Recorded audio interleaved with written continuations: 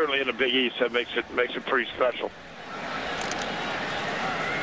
Jim, you took this job 10 years ago. This team did not have any players, any facilities, anything. What were your friends telling you about your decision to be in on the ground floor of this program? I've got to be out of my mind. Yeah, sort of what I thought. Yeah, it's been a lot of fun. You know, there's a talent around this area, and we play in a great stadium, and you know, it's had a great community, you know, Tampa Bay area. So you see us together, pretty good vision. You know, anything's possible.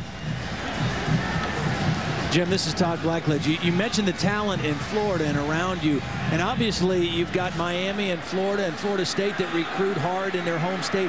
What has your strategy been to recruit in that state, knowing that you may not be able to necessarily go head-to-head with those guys?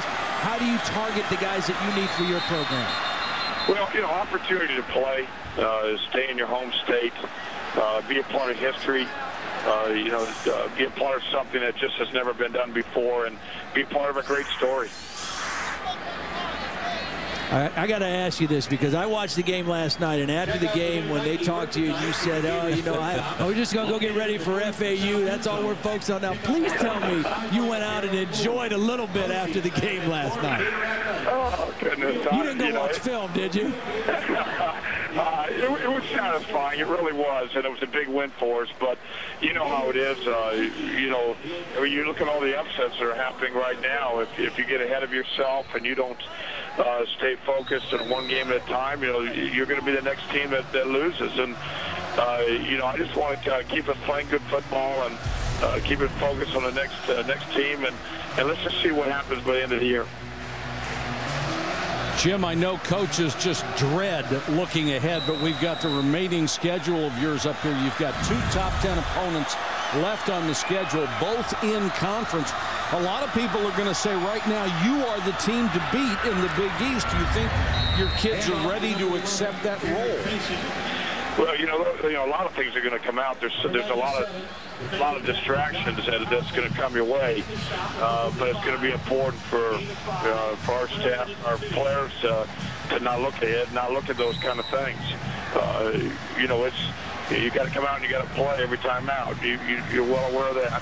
And I mean, you look at what's happening right now with Auburn and Florida. Auburn's got so much talent. You know, we really had a battle to beat them, and you know, they're off a good team. So you know, we'll just still keep focused and try not to get ahead of ourselves.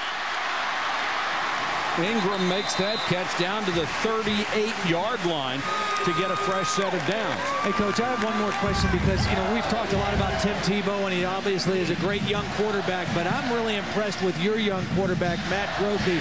Tell us a little bit of something about him. A lot of people maybe don't know too much about Matt Grothe, but they're about to find out, I believe.